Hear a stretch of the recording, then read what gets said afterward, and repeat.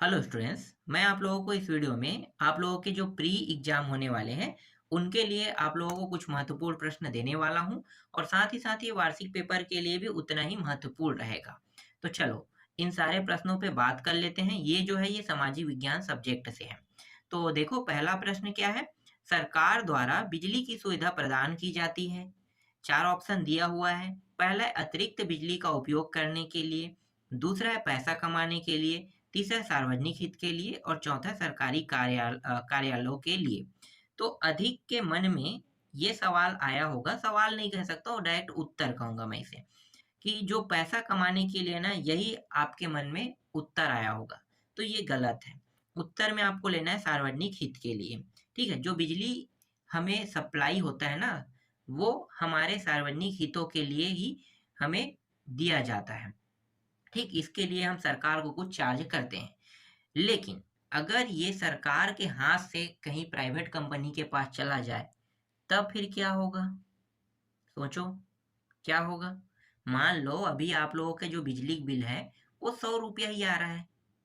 ठीक है, लेकिन प्राइवेट कंपनी के हाथ में चला जाए तो वो 1,000 आना शुरू हो जाएगा। प्राइवेट कंपनी कभी भी दूसरे के भावनाओं को नहीं समझता है। वो हमेशा अपना मुनाफा सोचता है। और मुनाफा अगर सोच के सरकार अगर ये सोचती है कि सरकार भी मुनाफा सोचने लगे और प्राइवेट कंपनी को हाथ में दे दिया ना तो फिर तो गए। समझो सब यहाँ पे क्या हो जाएंगे, गरीब हो जाएंगे। और ऐसा होते जा रहा है। तो मेरे हिसाब से विरोध करना चाहिए इनका। हर चीजों को प्राइवेट कंपनी को नहीं देना चाहिए जिसमें लोग जुड़े हैं, क्योंकि जो बहुत से लोगों के पास है ना पैसे नहीं होते हैं। बिजली के बिल जो 100 रुपये आते हैं उसको पटाने के लिए भी पैसे नहीं होते हैं। अगर आप प्राइवेट कंपनी को ही दे दोगे तो 1,000 रुपया लेगा। अब भाई 100 रुपये देने के लिए नहीं है तो 1,000 रुपया कहाँ से देगा? तो ऐसे में प्राइवेटीकरण नहीं होना चाहिए। ठीक, चलो आगे बात कर लेते हैं। हरित क्रांति से फसल बढ़ी है। तो हरित क्रांति से किस फसल, मतलब जो हरित क्रांति का मतलब क्या है? कृषि संबंधित है ना। तो हरित क्रांति से किस फसल की पैदावार बढ़ी? यहाँ पे अजीब से लिखा है, जबकि यहाँ पे लिखना चाहिए था हरित क्रांति से किस फसल की पैदावार बढ़ी है, लिखना था। तो यहाँ पे जो उत्तर है ना आपको लेना है गेहूं लेना है। क्या लेना है? गेहूं। ये ज्वार नहीं होगा, बाजरा नहीं होगा, दलहन नहीं होगा और अगर चावल भी रहेगा तो भी वो नहीं लेना है। क्या लेना है? गेहूं। ठीक है, गेहूं का पैदावार बस बढ़ा है और बाकी का नहीं है। ठीक है, ये 1970 के आसपास के है। तो ये उस समय जब बढ़ा ना तो आज भी हम इसे बढ़त में ही लेते हैं। अगला प्रश्न है, इनमें से किसकी शुरुआत जर्मनी से हुई थी? तो उत्तर लेना है नाजीवाद। ठीक है, मैं टाइम वेस्ट नहीं करूंगा, आप लोग लंबा वीडियो नहीं देखते हो, इसलिए जितने प्रश्नों का उत्तर बन पाएगा मैं उतना का दूंगा, बाकी आप लोगों को दिखा दूंगा। ठीक है, चलो फटाफट देखते हैं। एफसीआई का कार्य, उत्तर लेना है खदानों का भंडारण एवं वितरण करना। पांचवा प्रश्न है, टेलीविजन पर देखे गए क्रिकेट मैच को कहते हैं सीधा प्रसारण, जिसे हम लाइव टेलीकास्ट कहते हैं उसको हम हिंदी में सीधा प्रसारण कहते हैं। ठीक है, इसके बाद मैं आपको दिखा देता हूँ, रिक्त स्थान दिखा देता हूँ। तो देखो रिक्त स्थान का पहला प्रश्न है, हरिके बांध से खालिस्तान नहर निकलती है। तो हरिके बांध से इंदिरा गांधी यहाँ पे लेना है, इंदिरा गांधी नहर निकलती है। दूसरा में आपको ले लेना है मुद्रा लेना है। मुद्रा हमारे लेन देन को सुगम बनाने वाला माध्यम है। तीसरा में आपको ले लेना है आय लेना है। आय कर व्यक्तिगत रूप से सीधा सरकार को दिया जाता है। वियतनाम के क्रांतिकारी नेता और प्रथम राष्ट्रपति थे हो ची मिन। कौन थे? क्रांतिकारी और प्रथम राष्ट्रपति हो ची मिन। ठीक है, हो ची मिन लेना है। और वैश्वीकरण से क्या हुआ है? उपभोक्ता बढ़ा है। ठीक है, उपभोक्तावाद बढ़ा है लिखना है। चलो इसके बाद मैं आपको दिखा देता हूँ, उचित संबंध दिखा देता हूँ। देखो मिट्टी प्रदूषण रासायनिक के कारण होता है तो ये रासायनिक खाद लेना है। शीत युद्ध की समाप्ति जो है वो सन दिया है यहाँ पे 1991 दिया है। बजट की विशेषता के बारे में बताना है आपको, आय व्यय का अनुमान लगाना है। फिर ब्याज दरों का निर्धारण, इसको आपको लेना है रिजर्व बैंकों द्वारा। और एक है चलचित्र। ठीक है, इसको लुमिये बंधु लेना है। ठीक है, चलचित्र जो है इसके जो निर्माण करता है आप कह सकते हो इसे लुम्बिये बोल सकते हो। चलो अब देखें, ऐसे प्रश्न मैं आपको दिखाने वाला हूँ। ठीक है, जो 2-2 नंबर के हैं। तो देख लेते हैं इन सभी का भी उत्तर। ठीक है। विद्युत उत्पादन के लिए कोयले का विकल्प क्या हो सकता है? मतलब कोयले के जगह में आप विद्युत उत्पादन के लिए किस चीज़ का उपयोग कर सकते हैं? तो चाहे तो हम पेट्रोल का भी उपयोग कर सकते हैं, ठीक है? पेट्रोल, डीज़ल इनका भी उपयोग कर सकते हैं। लेकिन कोयला, पेट्रोलियम, डीज़ल जो है वो जीवाश्म ईंधन है। तो अगर कोयला खत्म होगा तो पेट्रोलियम भी खत्म होगा, पेट्रोलियम खत्म होगा तो पेट्रोल भी खत्म होगा, मतलब ये सारे चीज़ खत्म हो जाएँगे ना जो जीवाश्म ईंधन है। तो इसके जगह हम क्या उपयोग कर सकते हैं जो पृथ्वी में भरपूर मात्रा में पाया जाता है थोरियम, ठीक है, यूरेनियम और थोरियम जो है ना ये पाया जाता है। तो यहाँ पे यूरेनियम और थोरियम का उपयोग हम कोयले की जगह में कर सकते हैं, आप बता सकते हो। ठीक है, आगे देखो। इसके बाद है नकद रहित खरीदी किस प्रकार की जा सकती है? ठीक है, तो उत्तर क्या लिखना है आपको? देखो, नकद रहित जो खरीदी है वो हम, मान लो मेरे पास पैसा नहीं है तो वर्तमान में हम किसके थ्रू खरीदी करते हैं? यूपीआई। इसको भी ले लेना, इसमें जोड़े नहीं है लेकिन आप लोग जोड़ लेना, क्योंकि ये प्रश्न बहुत पुराना है और यूपीआई अभी अभी चालू हुआ है, तो आप लोग यूपीआई ले सकते हो। इसके अलावा क्रेडिट कार्ड, डेबिट कार्ड, ठीक है, इन सबको ले लेना। ठीक है, मुद्रा निर्गम कैसे होता है? तो मुद्रा निर्गम जो है ना, केंद्रीय बैंक होता है, केंद्रीय बैंक, जिसे हम आज के जमाने में रिजर्व बैंक कहते हैं। रिजर्व बैंक, देखना नोट में ना भारतीय रिजर्व बैंक का नाम लिखा रहता है। भारतीय रिजर्व बैंक का काम क्या है? नोट छापना। तो यही जो है ना पैसे को, इसके अंदर जितने भी बैंक है जैसे स्टेट बैंक है, देना बैंक है, बैंक ऑफ बड़ौदा है, ठीक है, बहुत सारे बैंक है, आईसीआईसीआई बैंक है, ठीक है, एक्सिस बैंक है, एचडीएफसी बैंक है, आईडीबीआई बैंक है, बहुत सारे बैंक है। ठीक है, अभी तो वर्तमान में और भी बैंक बढ़ चुका है। ठीक है, तो ये सारे बैंक ना रिजर्व बैंक के अंदर है, और जो रिजर्व बैंक है इन्हीं सभी बैंकों को पैसा देता है, तो मुद्रा का जो निर्गम है वो कौन करता है? Reserve bank. इसके बाद अगला प्रश्न है, ई नीलामी का अर्थ। ई नीलामी का अर्थ क्या होगा? तो ई नीलामी का अर्थ होगा कंप्यूटर के माध्यम से ऑनलाइन नीलामी करना ही क्या कहलाता है? ई नीलामी कहलाता है। ठीक, आगे देखो। दो धात्विक खनिजों के नाम लिखे, तो लोहा, मैग्नीज, आप तांबा भी बता सकते हो, एल्यूमिनियम भी बता सकते हो, क्योंकि धात्विक है, पारा भी बता सकते हो। ठीक है, ये सब धातु है, तो धातु के बारे में बताना है तो दो धातु कुछ भी ले सकते हो। आगे देखो, आयकर और उत्पाद शुल्क में क्या अंतर है?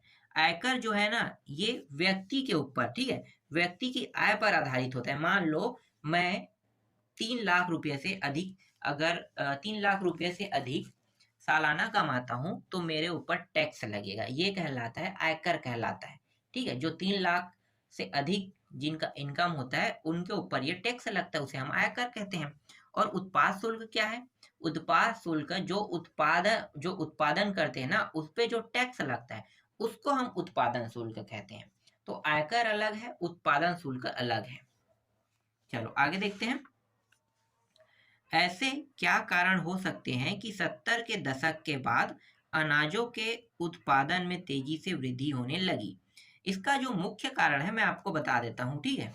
इसका जो मुख्य कारण है वो ये है कि जब पहले साहूकार क्या करते थे, ब्याज देते थे ना, कर देते थे, तो उसमें बहुत ज्यादा टैक्स लेते थे वो लोग।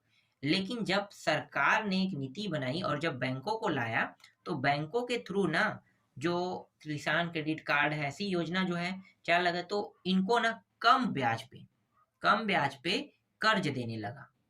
तो इससे क्या हो गया? इससे उत्पादन में तेजी से वृद्धि हुई। यही इसका उत्तर है। सातवां है, आपके मत में हमारे लोकतांत्रिक राजनीति के सामने आज क्या चुनौती है? ठीक है, तो आज क्या क्या चुनौती है लोकतांत्रिक राजनीति में? एक तो शिक्षा का सार्वभौमिकरण, रोजगार के अवसर, ठीक है, ये है नहीं है, रोजगार के अवसर, जनसंख्या वृद्धि हो रहा है, आतंकवाद, ठीक है, नक्सलवाद, मूल्य वृद्धि और गरीबी। इसके बाद अगला है 8वां प्रश्न, सरकार बफर स्टॉक क्यों बनाती है? ठीक है, बफर स्टॉक का मतलब क्या होता है? ठीक है, तो मैं आपको बता देता हूँ क्यों बनाती कह रहे हैं, तो इसका मतलब भी समझ जाओ। देखो, बफर स्टॉक का मतलब होता है कि हम किसी चीज को बहुत लंबे समय तक के रख सकते हैं। और क्यों रखते हैं? क्योंकि इस ये जो है या तो उस समय उपलब्ध नहीं होगा जिस समय इसकी आवश्यकता है, तो हम उसे बचाने के लिए बफर स्टॉक का उपयोग करते हैं। तो बफर स्टॉक एक प्रकार का क्या है? गोदाम है, जिसमें हम बाकी चीजों को सेव करके रखते हैं। जैसे अनाज जो है, ठीक है, वर्तमान में जो अनाज हमें उपलब्ध कराई जाती है वो 2 साल 3 साल तक के स्टॉक में रखा जाता है। उन और ऐसा क्यों करते हैं? हो सकता है कि कभी अ, बहुत बारिश हो गया, इस वजह से फसल ही ना हो, ठीक है? अकाल पड़ गया, तो ऐसी स्थिति ना आए, इस वजह से 2-3 साल तक के पहले से अनाज को रखा जाता है, ठीक है? इसी को क्या कहते हैं? बफर स्टॉक कहते हैं। इसके बाद देखो मॉल अथवा शॉपिंग मॉल क्या है? तो मॉल अथवा शॉपिंग मॉल क्या है? तो चलो मैं ऐसे ही बता देता हूँ, ठीक है? देखो एक ही बड़े से बिल्डिंग में बहुत सारी दुकानें, ठीक है? एक से बड़े बिल्डिंग में बहुत सारी दुकानें होना ही क्या कहलाता है? मॉल कहलाता है। ये थोड़ा-सा लग्ज़री होता है, ठीक है? इस प्रकार जो दुकानें होता है, थोड़ा लग्ज़री होता है और एक ही जगह सारी चीज़ उपलब्ध हो जाना, ठीक है? एक ही जगह जो एक दुकान है बड़ा-सा, ठीक है? उसमें बहुत सारे छोटे-छोटे कमरे होते हैं और उसमें हर प्रकार की चीज़ों का मिलना, उसी को हम क्या कहते हैं? मॉल कहते हैं, ठीक है? जब आपको एक ही जगह सभी चीज़ मिल रहे हैं तो आप बाहर तो जाओगे नहीं, वहीं पे खरीदोगे। तो इसी चीज़ को क्या कहते हैं? मॉल कहते हैं, याद रखना। ठीक, आगे देखते हैं। इसके बाद है 10वां प्रश्न है, नियमगिरी सत्याग्रह की जीत किसके निर्णय से हुई और कैसे? ठीक है, ये 10वां प्रश्न है। मैं लिखा उत्तर बता देता हूँ। मैं भी इसे पढ़ा नहीं हूँ, इसलिए मैं इसका एक्सप्लेन करके नहीं बता सकता, ठीक है? देखते हैं, नियमगिरी सत्याग्रह की जीत सर्वोच्च न्यायालय के निर्णय से हुई। नियमगिरी लोगों के हितों की रक्षा करने में कानून द्वारा वहां के पर्वतीय भूमि को खोदने के कार्य को पीसा एक्ट के तहत गैर कानूनी ठहराया गया। चलो अब मैं आपको थोड़ा-सा बता देता हूँ, ठीक है? ये किस प्रकार का है, हालाँकि ये अलग है। अभी वर्तमान में मैं आपको थोड़ा-सा एग्ज़ाम्पल देता हूँ जिससे ये याद हो जाए ना। आपको लिखना ये है, जो मैं एग्ज़ाम्पल दे रहा हूँ उसको मत लिखना, मैं पहले से ही बता देता हूँ, ठीक है? देखो, अभी जोशीमठ के बारे में आप लोगों ने सुना होगा, पढ़ा होगा, टीवी में देखा होगा, ठीक है? कुछ भी है, नहीं देखे तो इंटरनेट में सर्च मार लेना जोशीमठ के बारे में। जोशीमठ की जो अभी स्थिति है वो बहुत गंभीर है। जोशीमठ एक शहर है, ठीक है? जोशीमठ एक शहर है और वो पहाड़ में है और पहाड़ जो है ना, अब जो वहाँ पे रहने वाले जो लोग हैं, जिनके घर हैं वहाँ पे, वो घर जो है अभी फटने लगा, दरार आने लगा और दरार आने का कारण जो है कई कारण हो सकते हैं, ये अंदाज़ा लगाया जाता है। लेकिन मुख्य तौर पे जो एनटीपीसी है, उनका वायरिंग हुआ है ना, मतलब एनटीपीसी जो है वो अपना केबल ले ले जाता है। कहाँ से? नीचे से। तो नीचे से केबल ले जाने के कारण वो लोग क्या बनाए? एक सुरंग बनाए और सुरंग बनाने के कारण क्या हुआ? जो ऊपर में पानी था, जो धीरे-धीरे रिस के आना था ना, तो वो एक जो वहाँ पे होल था, होल हो गया, गड्ढा हो गया। तो वो डायरेक्ट ना उस गड्ढे में आने लगा और गड्ढे में आने के बाद तेज़ी से पानी का रिसाव होने लगा। और जैसे ही वहाँ से पानी का रिसाव अधिक तेज़ी से होने लगा, ठीक है? जोशीमठ की बात कर रहा हूँ, अधिक तेज़ी से होने लगा, तो वहाँ पे क्या होने लगा? पानी की कमी, मतलब सूखा पड़ने लगा। अब जब सूखा पड़ेगा मिट्टी पे, ठीक है? तो क्या होगा? दरार होता है ना, आप लोगों ने देखा होगा तालाबों में सूखा पड़ने पर, अकाल पड़ने पर, पिक्चरों में भी देखे होंगे दरार पड़ने लगता है। तो उसी प्रकार से दरार पड़ के, बड़े-बड़े दरार पड़ के, वो जो है, वो क्या होने लगता है? फटने लगता है। तो जोशीमठ में भी कुछ इसी प्रकार की स्थिति अभी निर्मित हुई है। अब जोशीमठ का जो कहेंगे ना, तो कोई भी कंडीशन में न सरकार बचा सकता है, न एनटीपीसी बचा सकता। जो गलती हुआ है, वो प्राकृतिक गलती के तरह ही है।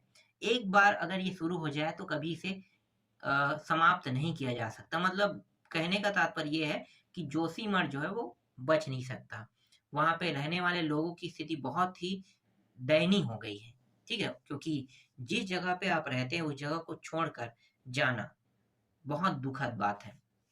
तो ये वैसा ही एक प्रकार के एक्ट है, पीसा एक्ट, ठीक है? इसको पढ़ लेना, ठीक है? आगे देखते हैं। अब मैं आपको सिर्फ प्रश्न दिखाते चलता हूँ। 11वां प्रश्न, ये सब चर्चा नंबर के हैं। महिला शिक्षा विकास के उत्तम उपाय क्या हो सकते हैं?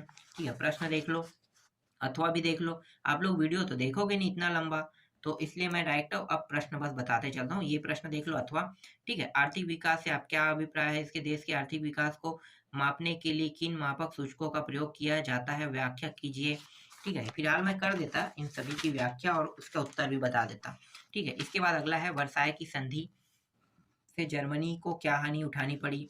13वां है फांसीवाद और लोकतांत्रिक उदारवाद में क्या अंतर है? विस्तार से समझाइए कह रहा है। ठीक है, इसका उत्तर भी मैं आपको नहीं दिखाऊंगा। इसके बाद अथवा देखो, अथवा है राष्ट्र संघ की स्थापना क्यों की गई? फिर इसमें एक और अथवा है, ठीक है, 14वां का अथवा हिटलर की विदेश नीति द्वितीय विश्व युद्ध का कारण था, स्पष्ट कीजिए। ठीक है, आगे दिखाता हूँ। इसके बाद है ये 14वां प्रश्न, ठीक है, जनगणना से हमें कौन कौन से आंकड़े प्राप्त हुए? ठीक है, ये है, इसके अथवा देख सकते हो। जनगणना से आंकड़े हमारे लिए कैसे उपयोगी है? ये अथवा है। ठीक है, इसके बाद 15वां देखो, 15वां में दिया हुआ है भारतीय कृषि के निम्न उत्पादकता के कारण को संक्षेप में लिखिए। फिर यहाँ पे अथवा भी दिया है, कृषि का भारत के लिए बहुत अधिक महत्व है, उदाहरण देकर स्पष्ट कीजिए। 16वां प्रश्न है नगरीय अधिवासों की उत्पत्ति को प्रभावित करने वाले कारकों को उल्लेख कीजिए। ठीक है, आगे दिखाता हूँ। इसके बाद अथवा देखो, अथवा प्रश्न ये रहा नगरीकरण से कौन कौन सी समस्या उत्पन्न हो रही है, उदाहरण देकर समझाइए। इसके बाद 17वां देखो निर्वाचन आयोग के कार्यों को चार्ट द्वारा समझाइए। फिर अथवा यहाँ पे और दिया हुआ है, ठीक है, भारतीय संविधान की प्रमुख विशेषताओं को लिखिए कह रहा है, और दबाव समूह के महत्व लिखिए। और इसके बाद अथवा है आप कैसे कह सकते हैं कि लोकतंत्र सबसे बेहतर सरकार है? ठीक है, तो ये अंतिम प्रश्न था। तो अभी मैंने जितने प्रश्न आप लोगों को बताया वो सभी की आपको क्या करना है, प्रैक्टिस कर लेना है।